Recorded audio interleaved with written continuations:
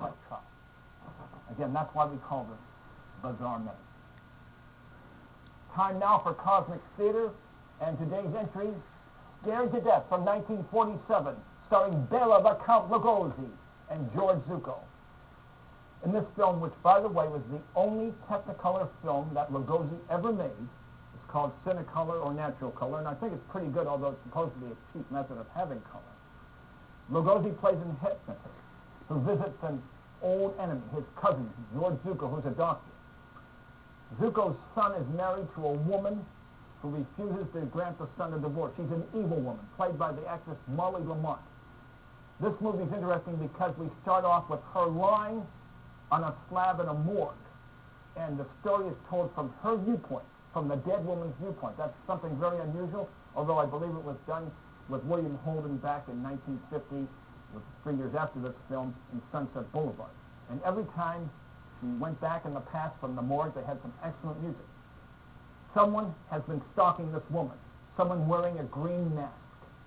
Let's find out what happens when she encounters the man in the green mask. Roll tape. And Mr. Vanny, of course you don't know anything about your wife's whereabouts. Oh, go on, tell him where she is. I want to go home. I'm hungry. Quiet, everybody, quiet! Hold up! Don't. No, don't. Don't.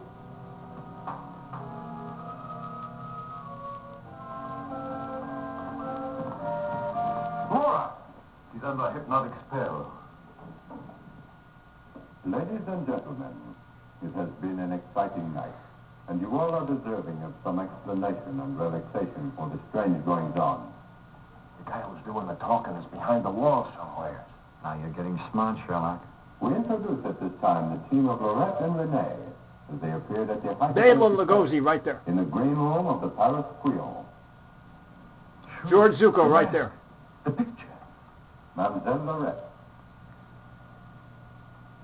Now I know who he is. Mademoiselle Lorette will now put a bandage over her eyes. It's better to see the inner truth. Very good, Renee. Very good. Just like the old time. Would any member of the audience like to ask Mademoiselle a question? From Mr. Lee, you have been so full of questions up to now. I'm thinking, brother. We cannot keep Mademoiselle too long in this delicate mental balance. She has been under a great strain lately. And I will ask the questions myself. Yes, Rennie, I'm at your command. Are you afraid now? No, I'm quite safe. Will you tell the truth? Yes.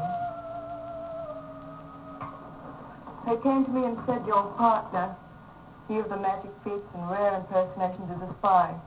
But we can't prove it. We will give you $1,000,000 francs if you, Lorette, bring us that proof. Now we shall know. You gave them the proof they wanted. Yes. They took him away to be killed. Yes. What was he to you, this man you betrayed? This man you sold to the enemy for money? He was my husband. When they told you he was to be executed, you sent this man a gift for his last moment before the firing squad. What was it?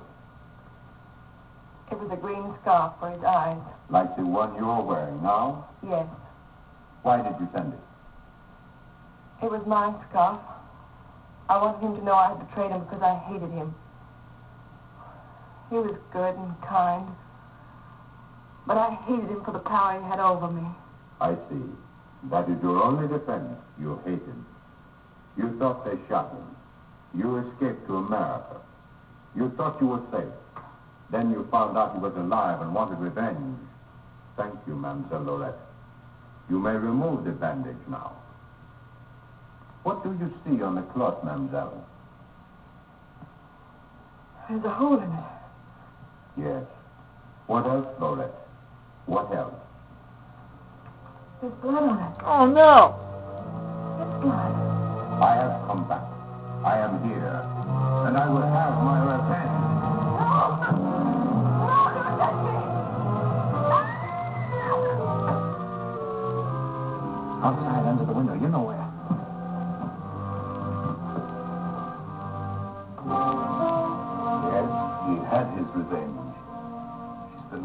will tell that he tried it.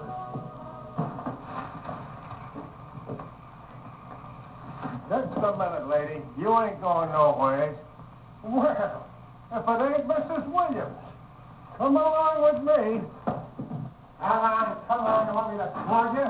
Get inside. Hey, Terry, come here. Get a load of this. There's your man.